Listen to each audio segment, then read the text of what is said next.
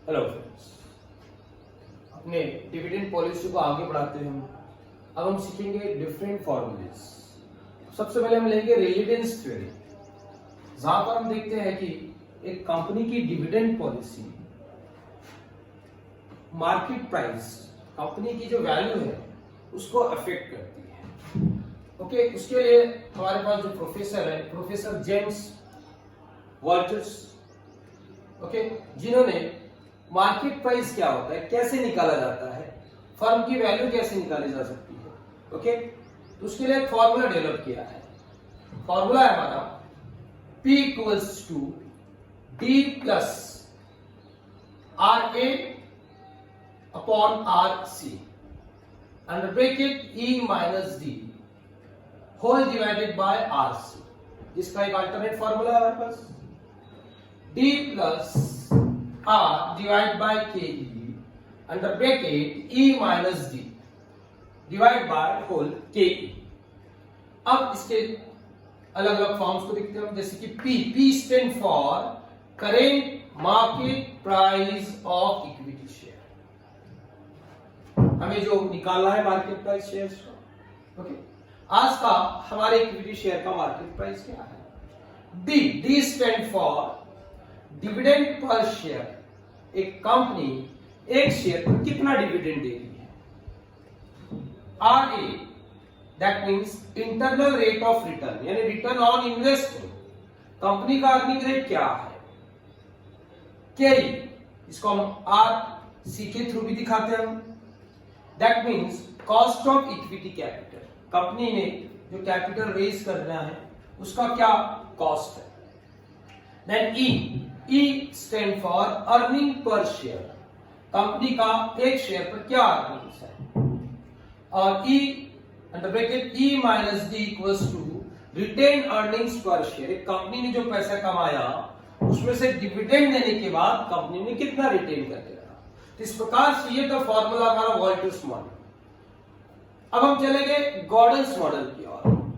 Gordon's model, जिसको हम Gordon's growth model, valuation model भी कहते हैं, जहां पर गॉर्डन ने इस मार्केट प्राइस का कैलकुलेशन के लिए ग्रोथ, एक कंपनी का जो ग्रोथ रेट होता है उसको ध्यान में लेते हुए डेवलप किया है, जिसमें हम देखेंगे P0 equals to D0 under bracket 1 plus G divide by KE minus G। अब यदि हम इस D0 को सॉल्व करते हैं तो हमें मिलता है D1, यानी D1 divide by KE minus G। अब यदि हम सभी सिंबल्स को डिस्क्राइब करें तो सबसे पहले है P0 यानी current ex dividend market price of share, यानी विदाउट डिविडेंड एक शेयर का मार्केट प्राइस क्या। Then D0 current year's dividend, यानी साल के बिगिनिंग में लास्ट डिविडेंड कंपनी का क्या था। D1 एक्सपेक्टेड डिविडेंड, यानी आने वाले साल में डिविडेंड क्या हो सकता है कंपनी का, okay. K equals to cost of equity capital. फिर आते हैं हम ग्रोथ की ओर, G that means expected future growth rate of dividend, future में कंपनी का क्या ग्रोथ रेट हो सकता है। हेलो फ्रेंड्स, अब हम रेलेवेंस थ्योरी को समझने के लिए सबसे पहले एक एग्जांपल लेंगे। हम देखेंगे कि वॉल्टर्स मॉडल के थ्रू हम कैसे शेयर के मार्केट प्राइस को हम कैलकुलेट करते हैं। इसके लिए हमने क्वेश्चन लिया है, following are the details of the company. Company के हमारे पास डिटेल्स दी गई है, जिसमें सबसे पहले दिया हमारे पास इंटरनल रेट ऑफ रिटर्न 15%, यानी कंपनी का जो अर्निंग रेट है। सेकंड हमारे पास कॉस्ट ऑफ इक्विटी कैपिटल 10%, फिर है अर्निंग पर share ₹8। Calculate the value of share by using Walter's model. अब यहां पर हमें वॉल्टर्स का मॉडल यूज करके शेयर की वैल्यू फाइंड आउट करनी है, लेकिन यहां पर हमारे पास 3 कंडीशन दे दी गई है। इफ DP यानी होता है डिविडेंड पे आउट रेशियो, एक कंपनी जिस रेट से डिविडेंड देती है उसको हम डिविडेंड पे आउट रेशियो बोलते हैं, यानी शॉर्टकट में डीपी रेशियो बोलते हैं। यहाँ 3 शर्त दे दिया है, यदि 50% डीपी रेशियो हो तो मार्केट प्राइस क्या होगा, 75% होगा तो क्या होगा, 25% होगा तो क्या होगा। अब हम चलते हैं वॉल्टर्स फॉर्मूले की ओर। एक बार फिर से हम देखेंगे फॉर्मूला क्या है और इसको कैसे इस्तेमाल करना है। तो value of an equity share by using Walter's formula. Formula आप देख रहे हैं, P equals to D plus RA divide by RC multiply under bracket E minus D bracket close whole divided by RC। अब यहां पर हम देखेंगे एक चीज का description. P stand for current market price of equity share, जो हमें निकालना है। D डिविडेंड पर शेयर, यहां पर हम देख रहे हैं डिविडेंड के रेट अलग अलग दिए गए हैं, 50%, 75%, 25%। फिर है RA internal rate of return, जो कि हमारे पास दिया हुआ है 15% और 0.15। यदि हम 15% को कन्वर्ट करें, सॉल्व करें तो ये आता है 0.15%, दैट मींस 15 डिवाइड बाय 100। फिर आते हैं हम RC cost of equity capital. Cost of equity capital है हमारे पास, सबसे पहले हमने लिया इंटरनल रेट ऑफ रिटर्न, फिर एक कॉस्ट ऑफ इक्विटी कैपिटल 10%, और यदि हम इस 10% को सॉल्व करें तो 0.10 आता है। उसके बाद है अर्निंग पर शेयर, जो कि रुपीस में दिया हुआ होता है हमेशा, कभी कभी परसेंटेज में भी आ जाता है, हमको निकालना होता है। रुपीस है 8।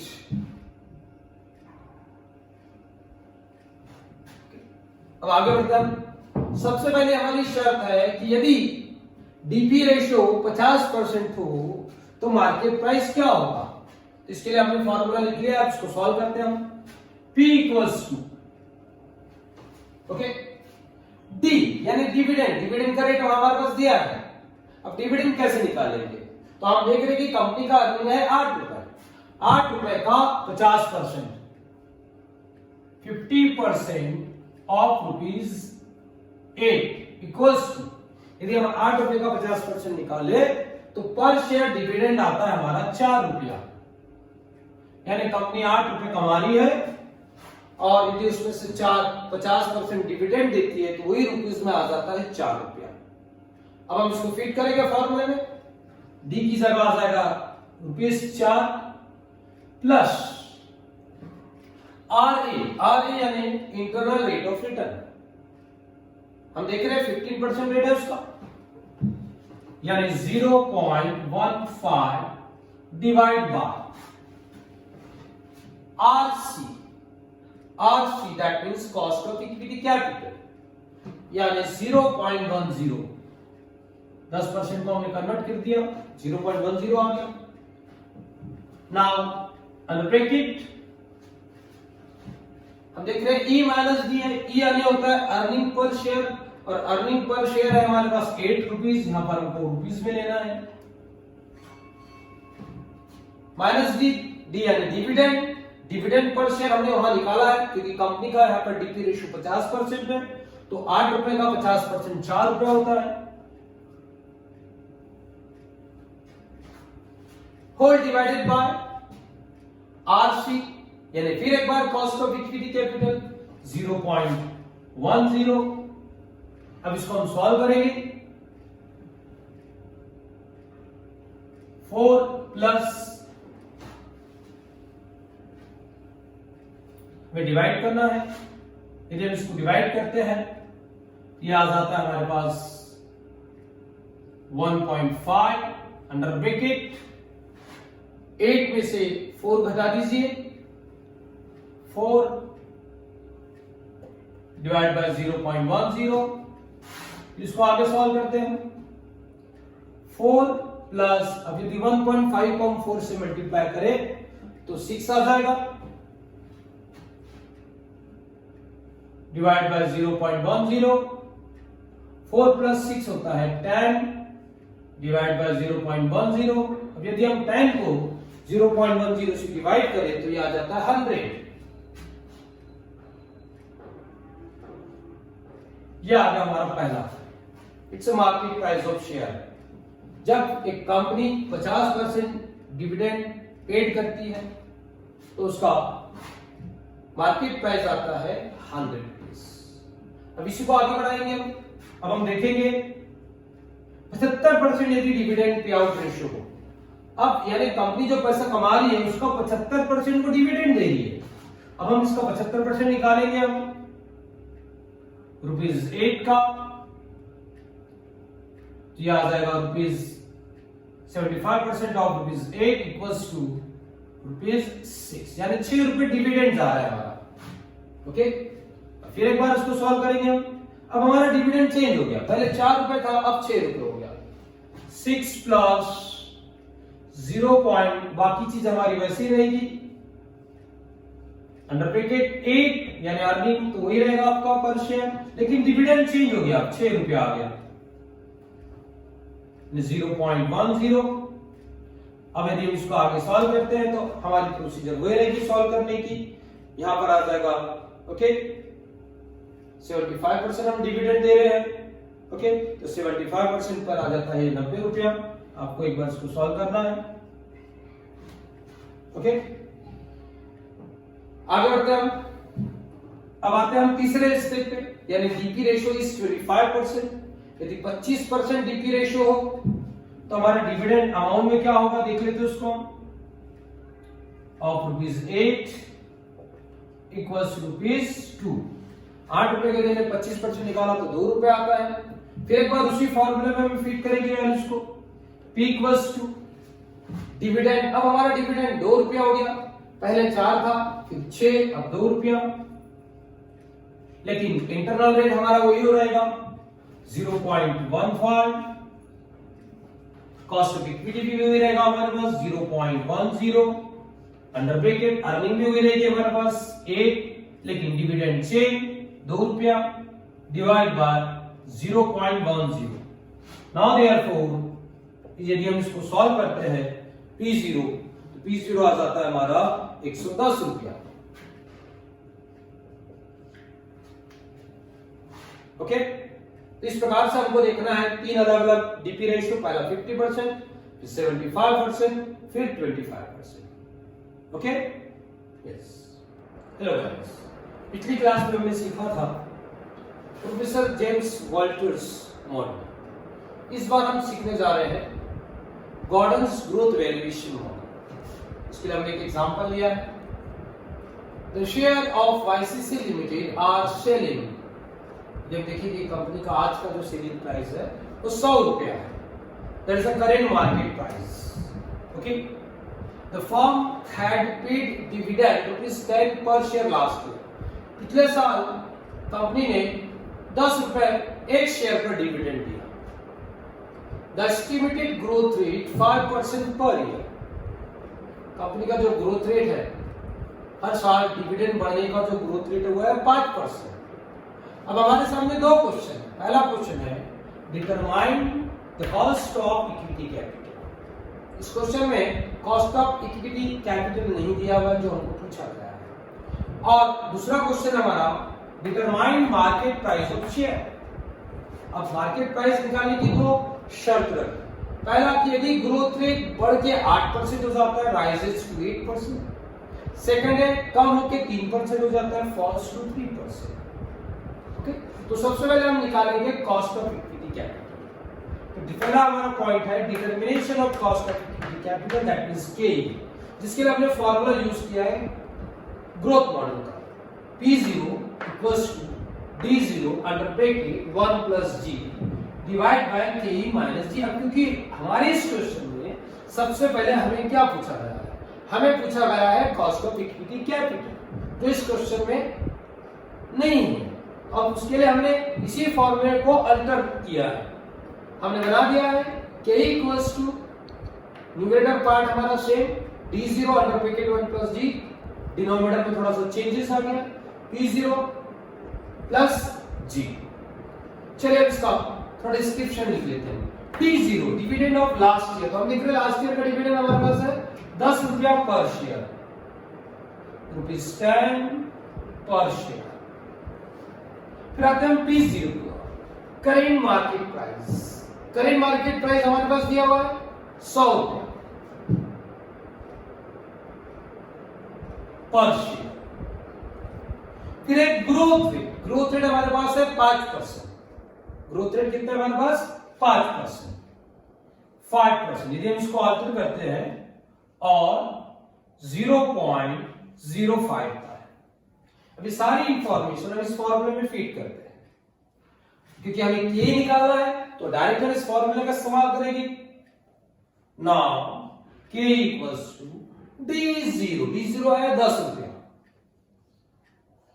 1 प्लस ग्रोथ G, G हमारे पास है 0.05 डिवाइड बाय P0, P0 हमारे पास है 100 रुपया प्लस ग्रोथ, ग्रोथ है 0.05। इसको हम सॉल्व करेंगे। अब यदि हम इस ब्रैकेट को सॉल्व करते हैं तो ये हो जाता है 1, यदि दोनों जोड़ दें हम तो 1.05, और यदि हम 10 से इसको मल्टीप्लाई कर देते हैं, ओके, पहले हम एक स्टेप आगे बढ़ा लेंगे। 1.05 प्लस 0.05, अब इसे हम मल्टीप्लाई करेंगे। आप चाहे तो एक 0 कैंसिल कर सकते हो, ओके। अब इसको 10 से डिवाइड कर देंगे तो ये आ जाएगा 0.105 प्लस 0.05, अब ऐड कर देते हैं हम इसको, ये हो जाएगा 0.155। और अब क्योंकि हमें परसेंटेज में चाहिए तो हम इसको 100 से यदि मल्टीप्लाई करते हैं तो ये आ जाएगा 15.5%। ये आ गया हमारे पास KE, that is the cost of equity capital. आगे बढ़ते हैं हम इसको। अब हम आते हैं अगले क्वेश्चन पे। अगला क्वेश्चन हमारा determination of market price of equity share. अब क्योंकि हमारे पास KE आ चुका है, अब उस KE की मदद से, कॉस्ट ऑफ इक्विटी कैपिटल की मदद से हमें अब नया मार्केट प्राइस निकालना है, लेकिन दो कंडीशन के अंतर्गत। पहला, यदि ग्रोथ रेट बढ़ के 8% हो जाए, दूसरा यदि ग्रोथ रेट घटकर 3% हो जाए, यानी इस बार अब ग्रोथ रेट हमारा चेंज हो जाएगा, okay. Now P0 equals to D0, D0 यानी डिविडेंड ऑफ लास्ट ईयर तो वही रहेगा जो पहले था आपके पास 10 रुपया, 1 प्लस इस बार हमारा ग्रोथ रेट 8% हो गया, that means 0.08। Now KE, cost of equity, अभी अभी हमने निकाला 0.155 माइनस ग्रोथ रेट हमारा है 0.08। इसको आगे सॉल्व करते हैं हम। 10 and bracket 1.08। अब इस 0.155 में से, ओके, 0.155 माइनस 0.08 आपके पास आ जाता है 0.075। फिर आगे बढ़ते हैं। पहले हम 10 से मल्टीप्लाई कर लेंगे तो ये आ जाएगा 10.8 डिवाइड बाय 0.075, और हम इसको डिवाइड कर देंगे 10.8 divide by 0.075 equals to 144 rupees 144। यदि ग्रोथ रेट हम 8% से करते हैं तो हमारे शेयर का मार्केट प्राइस आता है 144। अब उसी को आगे बढ़ाएंगे। अगला कंडीशन हमारा है कि ग्रोथ रेट यदि घट के 3% हो जाता है तब हमारा आंसर क्या होगा। फिर वही फॉर्मूला हमारा P0, डिविडेंड में कोई बदलाव नहीं, 1 प्लस, अब इस बार ग्रोथ रेट हमारा 3%, that mean 0.03।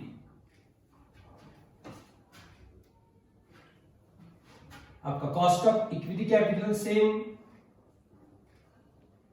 Growth rate 0.03, 10 under bracket 1.03। अब हम 0.155 में से 0.03 घटा देते हैं, हमारे पास आता है 0.125, 10 से multiply, 10.3 divided by 0.125. Now 10.3 divided by 0.125, 10.3 divided by 0.125, answer आता है 82.40।